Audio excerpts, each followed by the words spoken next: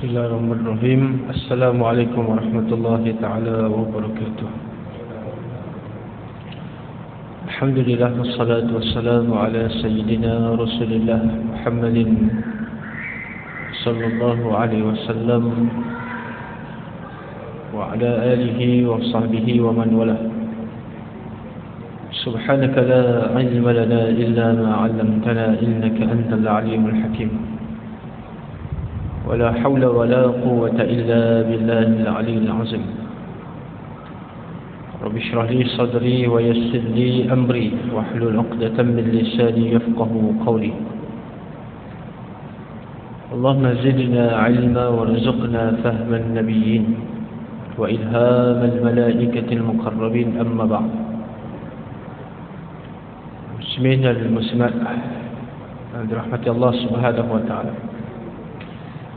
Pada siri yang lepas saya disentuh tentang hadis berkaitan zakat fitrah dan saya dah jelaskan apakah yang dimaksudkan dengan makna fitrah. Sedikit pengulangan yang dimaksudkan oleh Allah Subhanahu wa taala, bahkan Nabi pun sebut makna fitrah itu adalah seperti mana Allah sebut fitratallahi allati fataran nasa 'alaiha. Bahkan Nabi menyebutkan kullu mauludin yuladu 'ala al-fitrati fa abawahu yuhawwidanihi aw yumajjisanihi aw yunassiranihi aw yumajjisanihi. Setiap anak yang lahir, dia lahir di atas fitrah. Apakah fitrah? Fitrah ini adalah satu penciptaan yang Allah jadikan memang untuk itu. Maka ditafsirkan oleh para ulama yang mengatakan fitrah itu adalah agama Islam. Sebab itu dalam hadis Nabi tak sebut ibu bapanya lah yang menjadikan anak itu sebagai Muslim, tapi Nabi sebut apa? Ibu bapa yang membentuk anak itu berperangai Yahudi ke Nasrani ataupun Majusi. Nabi tak sebut pun Islam. Sebab Islam itu adalah fitrah, seperti mana disebut oleh Allah fitratallahi allati fataran nasa 'alaiha. Itu maksud fitrah. Sebab itu kita mengeluarkan zakat fitrah supaya amalan puasa kita diterima oleh Allah Subhanahu wa taala. Sebab di dalam hadis yang lain disebutkan puasa kita tergantung, maksudnya tak sampai kepada Allah Subhanahu wa taala sehinggalah kita mengeluar ataupun membayar fitrah.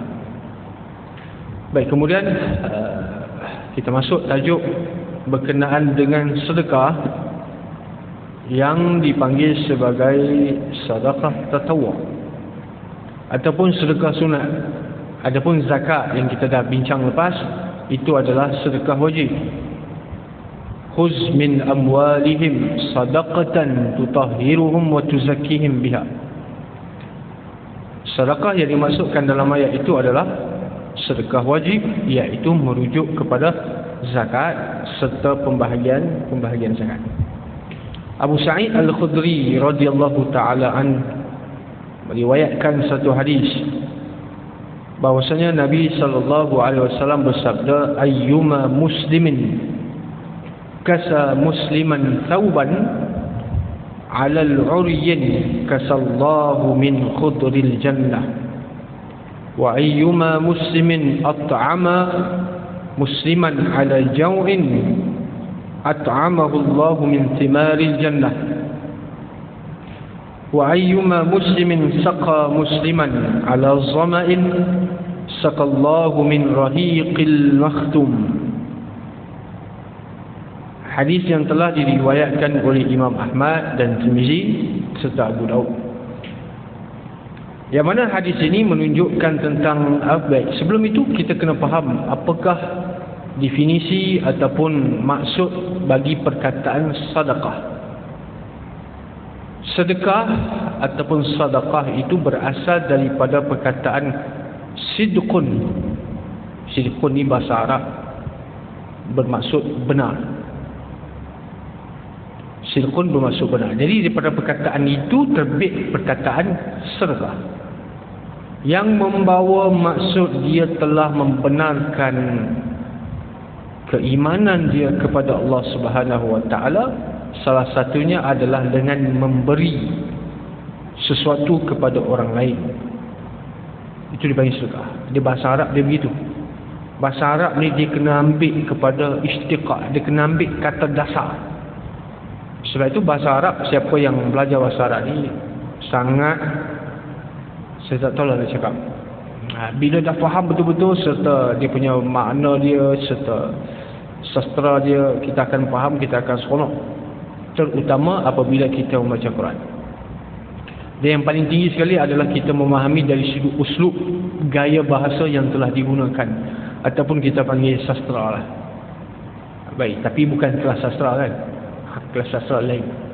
Baik, Nabi SAW mengatakan, yang pertama, man ayyuma muslimin kasa musliman ala ariyin, siapa di kalangan muslim memberi pakaian kepada orang lain, beri pakaian, maksud sedekah lah ni. Dia memberi pakaian sebab orang tu tengok pakaian dia lusuh, ataupun dia tak ada duit nak beli baju ke, asyik pakai baju yang sama, kita berikan kepada dia. Beri yang elok lah, yang boleh pakai. Jangan beri yang kita pun tak sanggup nak pakai.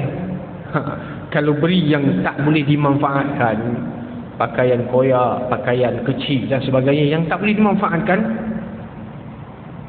maka Allah sebut wala tayammamul khabith minhu tunfiqun. Jangan bagi yang buruk-buruk, yang koyak, yang tak cantik, yang kamu sendiri tak nak pakai. Itu kalau pakaian. Kalau makanan, jangan beri makanan yang kamu sendiri tak nak makan. Bukan tak nak makan sebab tak lalu, sebab dah basi. Memang kita tak makan tapi kita bagi ke orang. Jangan.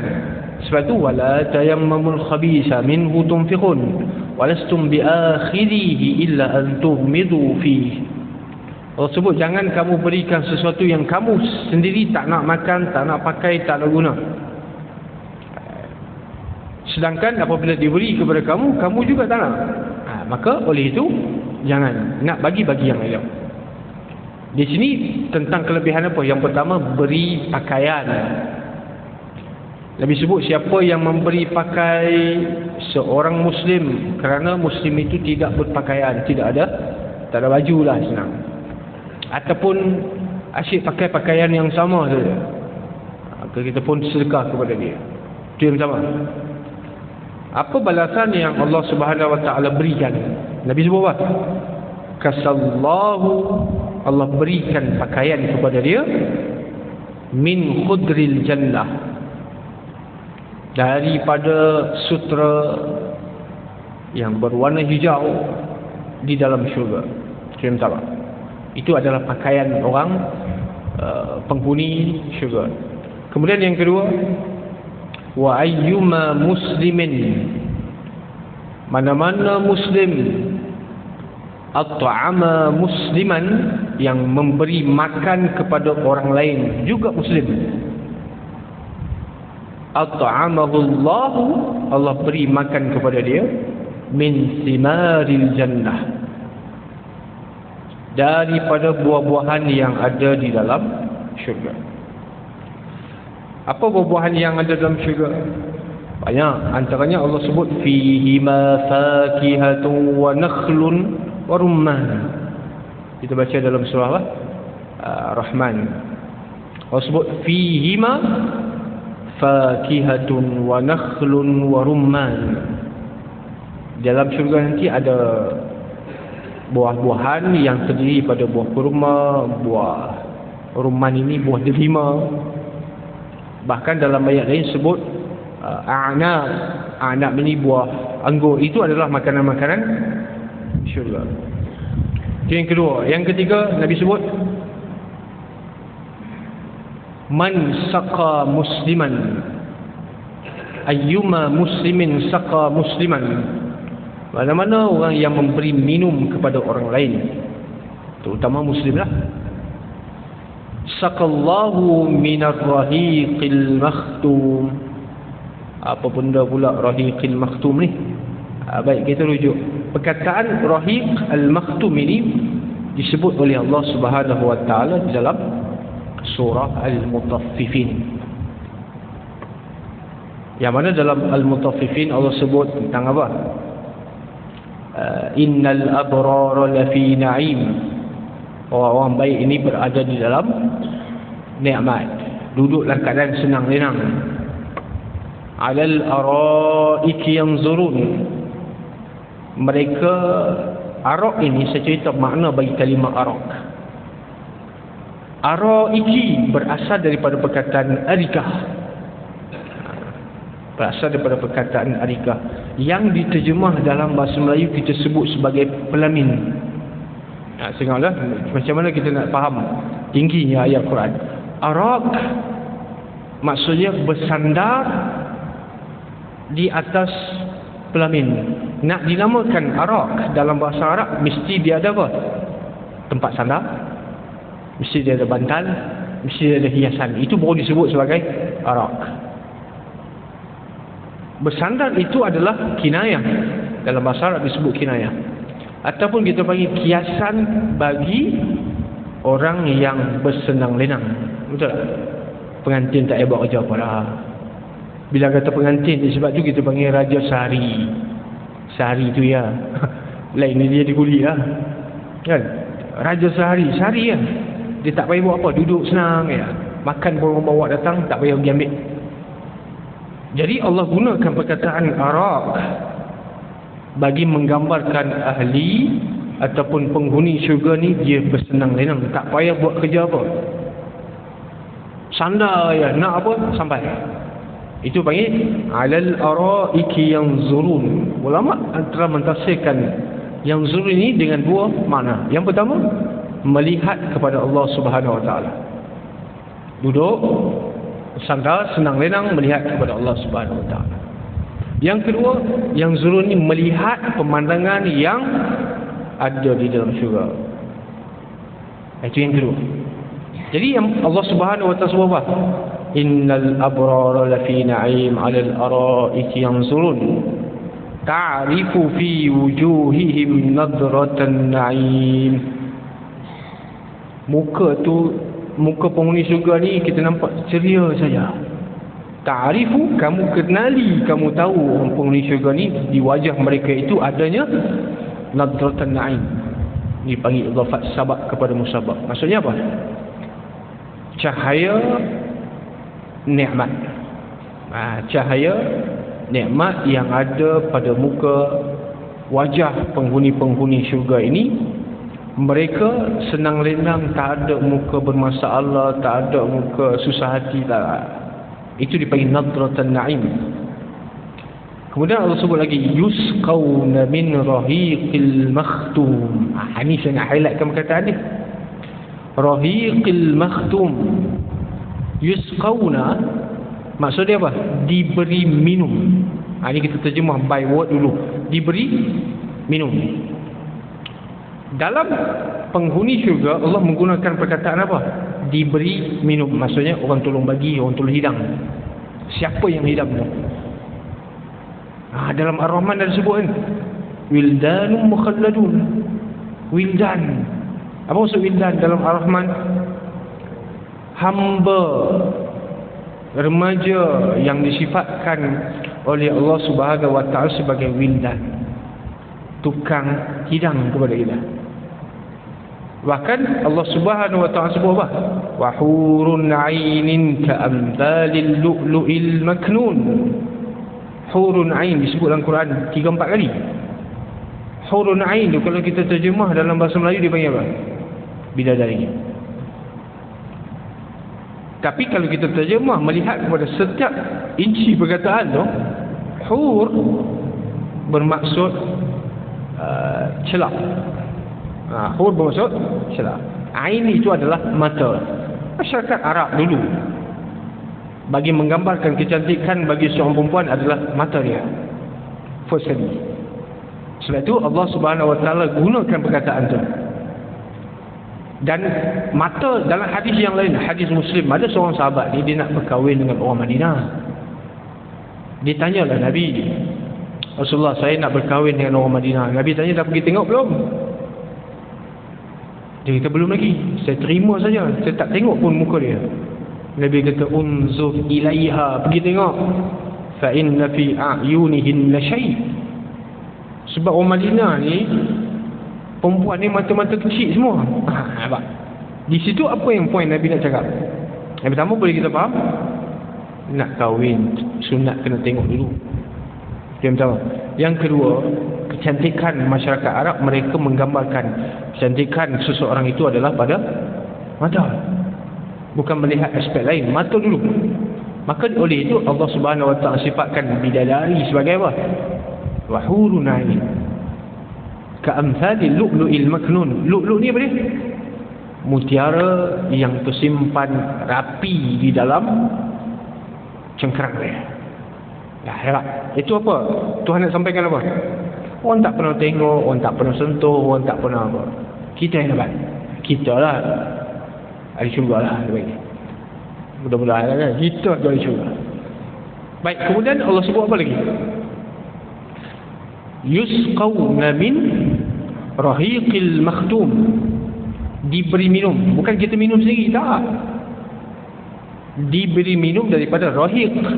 Rahiq ini naw'un minal khamar, satu satu bahagian ataupun daripada arak. Jenis-jenis dia, satu jenis daripada arak. Makhtum ini bekas yang dibuat khusus untuk hanya minum-minuman itu saja, dia panggil rahiqil makhtum. Tapi sebaliknya, kalau ahli neraka, Tuhan tak kata makan minum buah hidang, tak. Tuhan kata apa? Mereka yang dalam Al-Waqi'ah, penghuni neraka ni, apa makanan mereka? La'akiluna min syajaratin zakum. Apa? Makanan mereka adalah daripada buah zakum, buah yang sangat tak elok, buah yang berduri. Makan itu rosak habis usus. Minuman mereka pula fasyaribuna minal hamim. Minuman mereka, nampak? Allah gunakan fasyaribu dengan maksud mereka sendiri yang minum, bukan diberi minum. Mereka sendiri yang minum minuman yang menggelegak. Hamim maksudnya menggelegak. Bila mereka minum minuman tersebut, apa yang berlaku? Rosak habis semua, pecah usus dan sebagainya. Kemudian fasyaribuna minal hamim, satu. Fasyaribuna syurbal him. Saya sebut satu.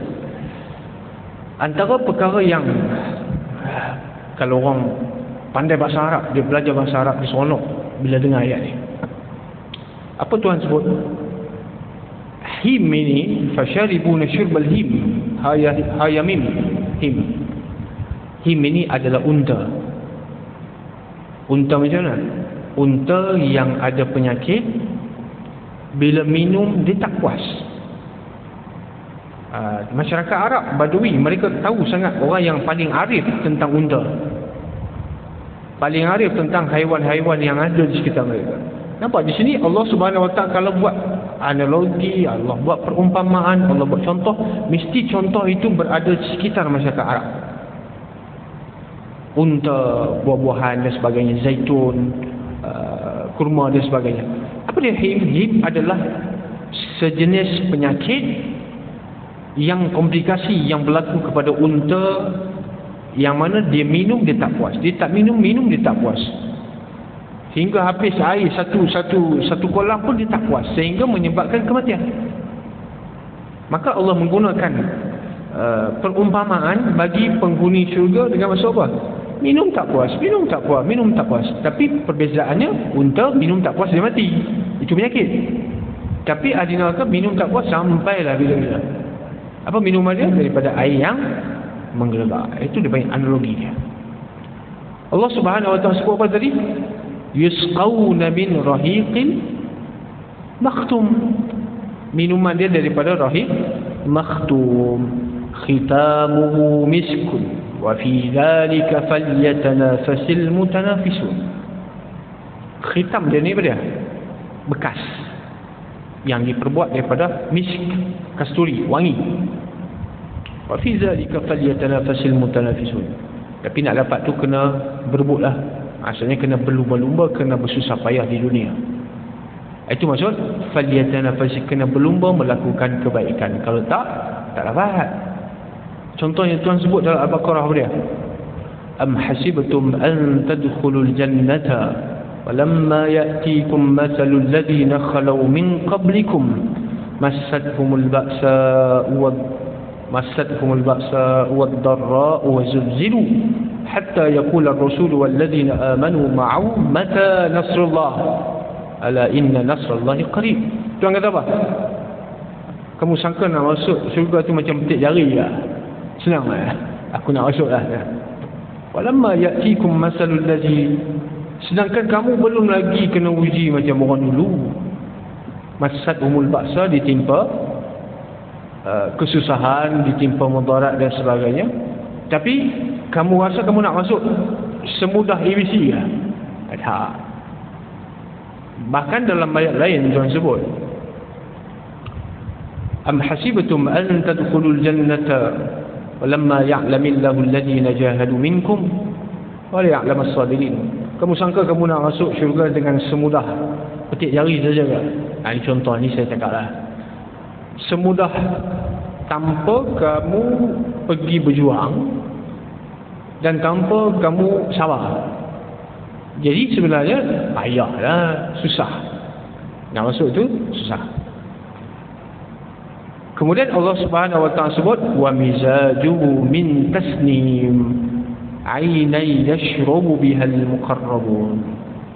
Tasnim ni sejenis mata air. Tasnim ini adalah sejenis mata air yang keluar di dalam syurga, dipanggil tasnim. Aynay yashrabu biha al-muqarrabun adalah sejenis mata air yang hanya diminum oleh orang yang dekat dengan Tuhan. Baik, kemudian apa yang saya cuba nak highlightkan di sini adalah perkataan rahiqin makhtum. Nabi sebut apa? Siapa yang memberi minum kepada mana-mana Muslim, beri minum ni dengan maksud Allah. Pergi duduk kedai kopi belanja minum, itu pun maksud sekali lah. Bukan bermaksud kita bawa air pergi rumah orang, kan? Beri makan bukan maksud kita masak kita bagi, tak semestinya begitu. Cukup hanya sekadar dengan belanja orang pun dah dianggap sebagai memberi makan, memberi minum. Tapi ada juga yang jenis tak nak bayar, hilang. Ada juga kan?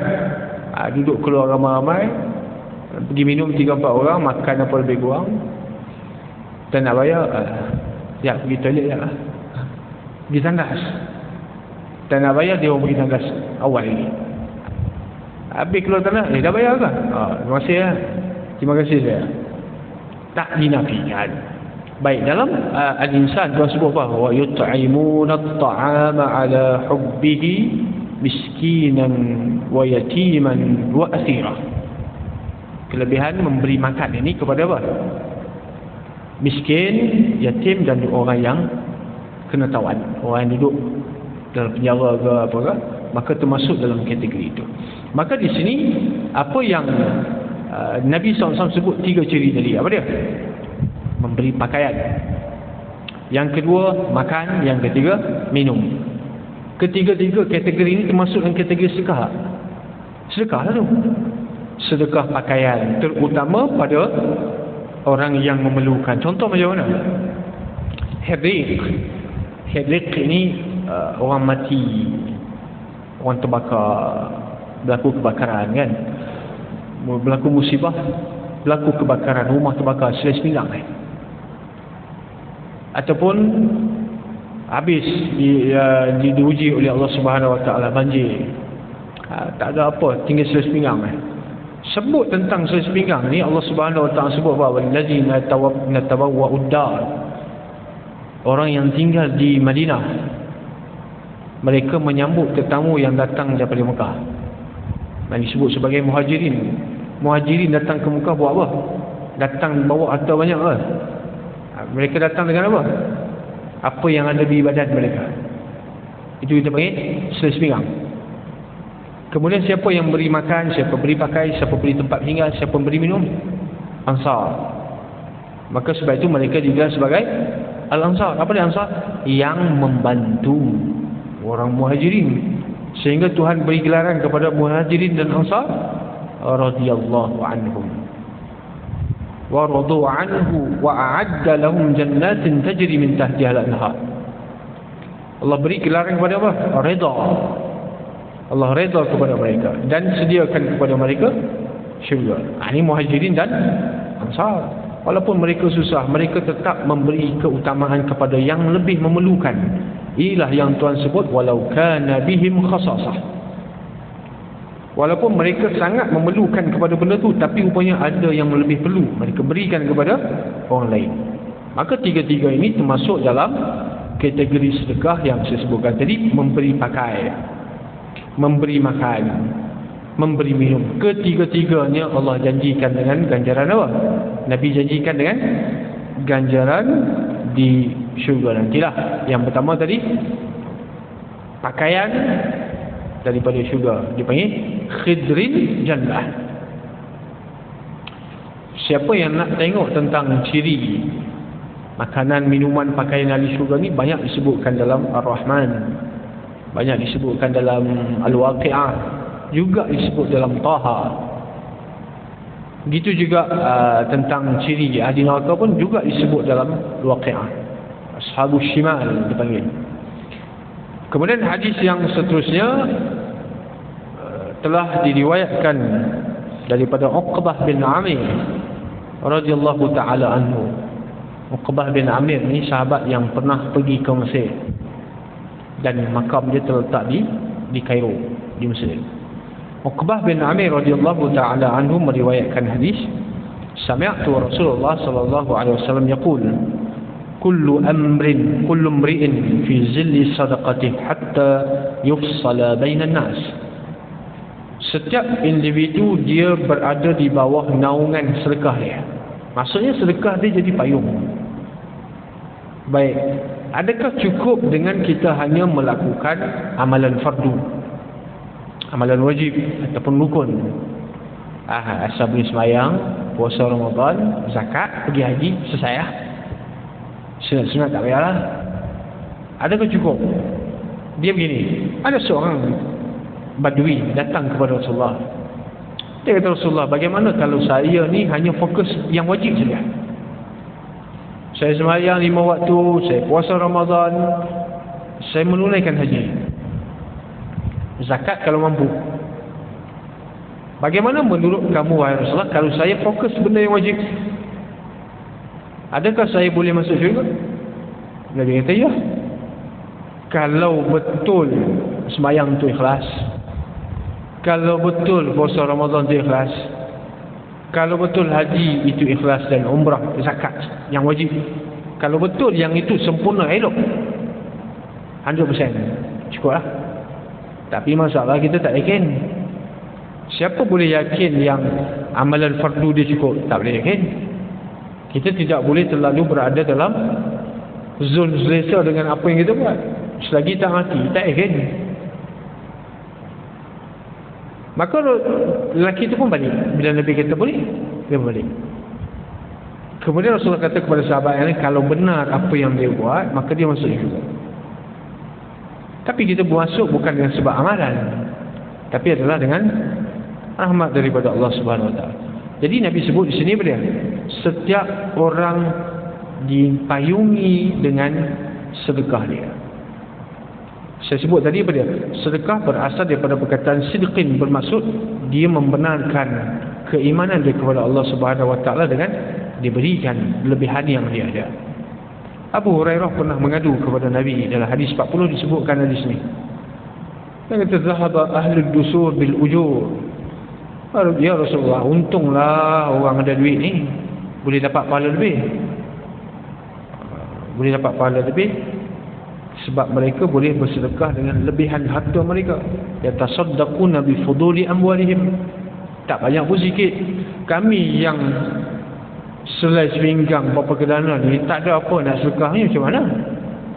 Mereka telah potong kami dari sudut amalan. Maka Nabi kata, tasbih sedekah, Allah, kamu ucap Allahu Akbar sedekah, kamu ucap la ilaha illallah sedekah, kamu ucap subhanallah, alhamdulillah, semua itu adalah sedekah. Hatta tabassum di wajhi akhika sedekah. Melemparkan senyuman manis kepada kawan kamu juga sedekah. Al-kalimatut thayyibatu sedekah. Bercakap benda baik pun sedekah juga. Nampak?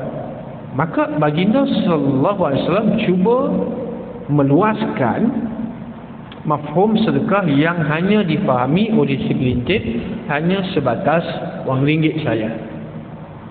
Bukan hanya wang ringgit, banyak lagi yang saya sebut tadi, makan, minum, pakai dan sebagainya.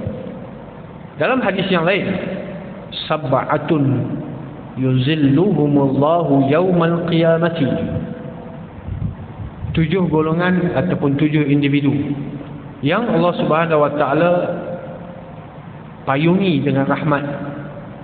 Mengikut tafsiran, zil ini naungan bayang-bayang. Tuhan mana ada bayang-bayang? Bayang-bayang ni makhluk yang berada di bawah rahmat Allah Subhanahu wa taala. Maka adakah 7 saja? Di kaedah dia, bila kita interaksi dengan angka di dalam hadis, ini kaedah, bila kita berinteraksi dengan angka, kita jumpa angka-angka yang tertentu disebutkan dalam hadis, maka dia tidak ada makna. Maksudnya apa?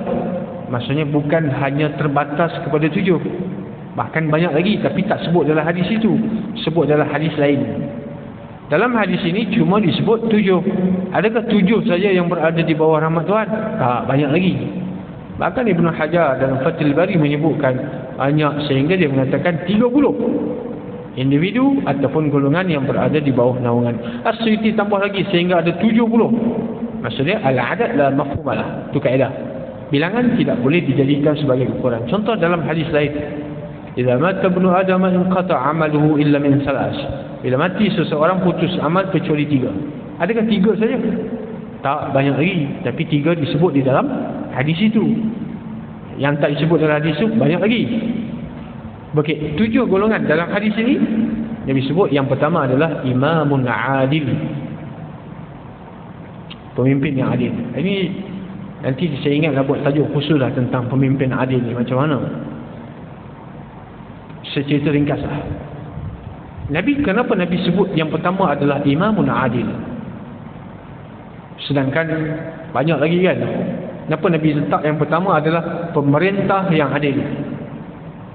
Yang kedua Nabi sebut apa dia? Syabban, seorang pemuda.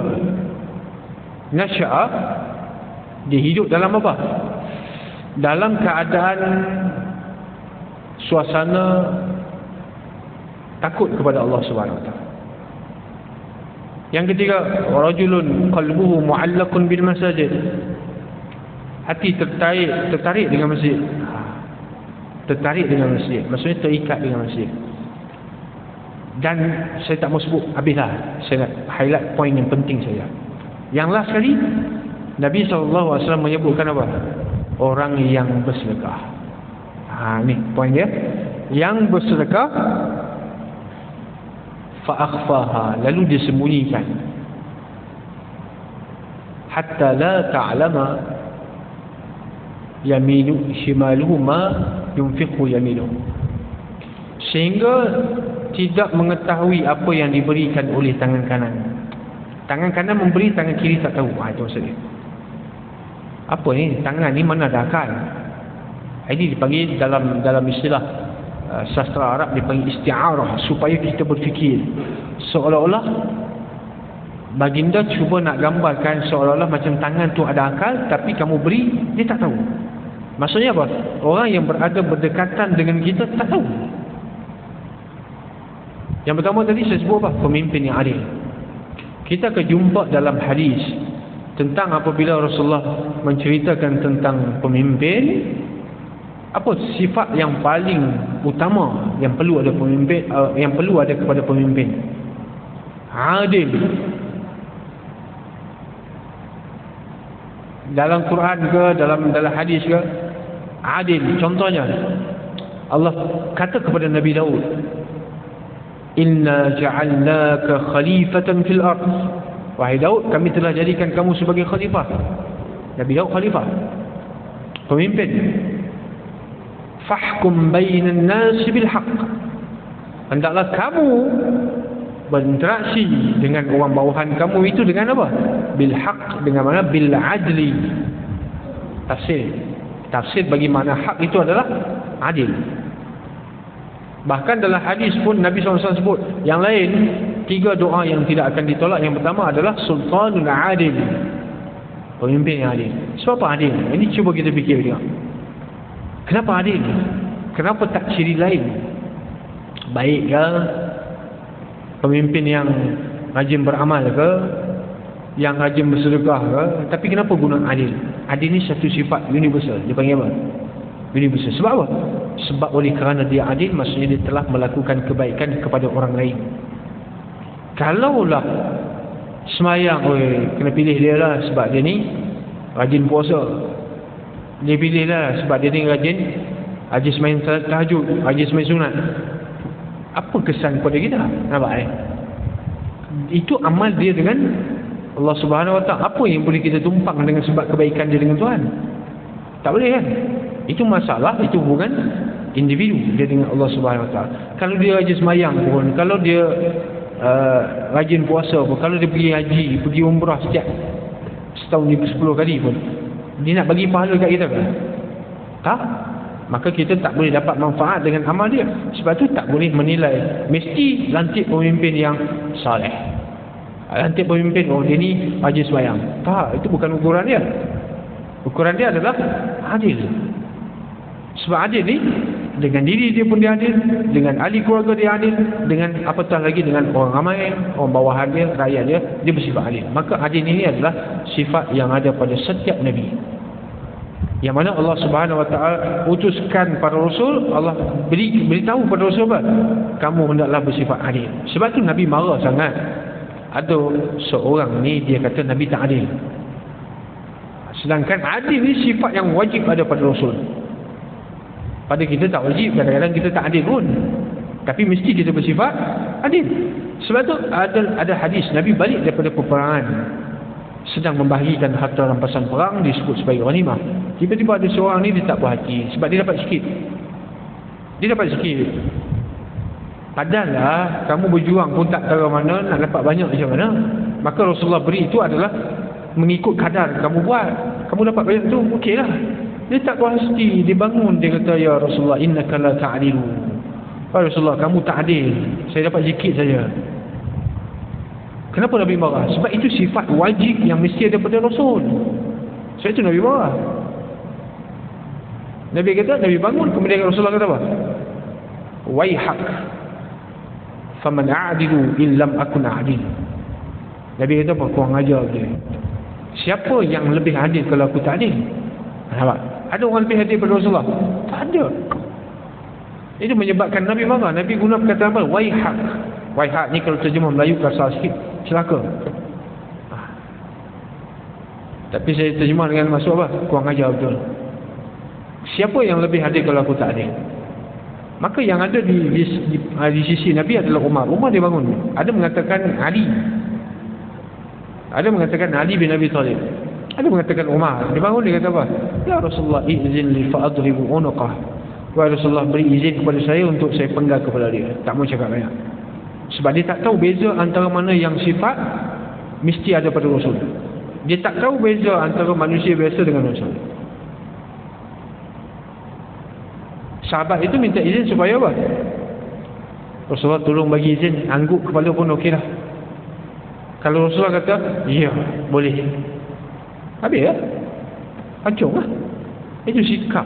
Maksudnya sahabat tidak membenarkan orang membuka ruang untuk Rasulullah dikritik.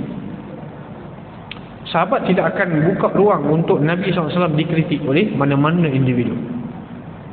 Kalau kita nak kritik ustaz, boleh. Bawalah hujah. Betul tak? Bawa dalil, bawa hujah, bawa bukti. Okey. Kalau awak nak berdebat dengan ustaz tu, okey boleh. Mana bukti? Cakap-cakap saja tak payah kan? Kalau awak tak puas hati dengan ulama ni, okey bawa bukti, boleh hujah dengan baik. Wajadilhum billati hiya ahsan. Tuan sebut kan? Ud'u ila sabili rabbika bil hikmah wal mau'izatil hasanah. Tak puas hati lagi. Wajadilhum billati hiya ahsan. bermujadalah, berdebat, diskusi. Tapi dengan Rasulullah, dengan Nabi, boleh tak berdebat, boleh tak buat hati, boleh tak kritik? No, tak boleh langsung, tidak ada ruang. Sebab tu ada dalam kitab dia panggil Saiful Battar di Mansabban Nabi Al-Mukhtar. Siapa yang mengkritik Nabi, yang mencaci maki adalah pedang. Itu saya cara dia. Itu zaman dulu lah. Zaman sekarang tak ada lah macam tu. Tapi bukan bermaksud kita boleh kita walaupun kita tak kritik, tetapi jangan memberi ruang. Ni saya sebut. Saya tak kritik, saya tak kritik agama, saya tak kata begini, saya tak kutuk apa. Tapi dia buka jalan. Dia buka jalan, dia beri ruang untuk orang smash. Itu pun tak boleh. Kita tak kutuk, kita tak apa, tapi kita buka jalan untuk orang lain. Ini pun tak boleh. Maka adil itu adalah sifat teras bagi semua para rasul. Dan sifat adil ini Allah tuntut supaya ada pada seorang pemimpin. Sama ada dia pemimpin yang sah, ataupun dia pemimpin keluarga, ataupun dia pemimpin jemaah, tak kisahlah. Sebab dalam hadis sebutkan semua manusia adalah pemimpin. Betul? Kullukum ra'in wa kullukum mas'ulun an ra'iyati. Setiap kamu adalah pemimpin keluarga, jemaah, ahli karya, ataupun di pejabat dia ke, kalau dia bos, pemimpin. Maka sebab tu Nabi hanya menghighlightkan sifat apa? Adil, bukan sifat lain. Sifat dengan adil itu dia akan ada apa? Dia akan berlaku adil pada diri dia, pada keluarga dia, pada rakyat dia, pada anak buah dia, semua. Sebab tu saya katakan adil adalah sifat universal yang mesti ada pada seorang yang nak menjadi pemimpin. Kita pilih dia sebab apa? Sebab dia baik? Tak. Pilih dia sebab apa? Dia tak sembahyang, takkan nak bangkang dia. Contoh. Dia tak sembahyang, itu hal dia dengan Tuhan lah. Betul? Dia tak sembahyang, ini tak menutup aurat, bangkang dia buat apa? Tak. Itu bukan ciri utama saya sebut. Bukan kata tak boleh tengok ciri itu, tapi itu bukan ciri utama. Ciri utama adalah al-adl. Sebab tu Tuhan sebut apa? Innallaha ya'murukum bil-adli wal-ihsan wa ita'i dzil qurba wa yanha 'anil fahsya'i wal munkari wal baghi. Allah memerintahkan kamu supaya berlaku al-adil. Baik kepada binatang, baik kepada haiwan, kepada manusia, semua makhluk. Itu dia panggil adil. Itu yang pertama. Last sekali apa dia? Saya sebut tadi, bersedekah. Kanan bagi, kiri tak tahu. Suami beri, isteri tak tahu. Itu maksud dia. Anak bagi, ibu bapa tak tahu. Tahu-tahu dah mati baru sebut, ni dulu bagi banyak. Dia infak, dia tak bagi tahu kan? Tak, saya tak tahu langsung. Itu maksud dia. Sembunyikan kebaikan yang dilakukan, bukan cerita dekat orang. Cerita dekat orang ni kalau benda wajib boleh lah. Sebab tu saya sebut berulang kali, kalau zakat kita bagi banyak, kita cerita dekat orang supaya beri galakan dia untuk juga berzakat. Sedekah kita beri banyak, jangan cerita dekat orang. Beri sedikit, lagilah tak cerita kan, malu. Jangan cerita dekat orang. Begitu juga amalan-amalan yang bersifat sunnah, jangan beritahu orang ramai. Wallahu subhanahu wa ta'ala. Bismillahirrahmanirrahim. Allahumma atina rahmatan min 'indika wa 'alimna min ladunka ilma. Rabbana atina fid dunya hasanah wa fil akhirati hasanah wa qina adzabannar. Wa sallallahu alaihi wa sallam walhamdulillahi rabbil alamin.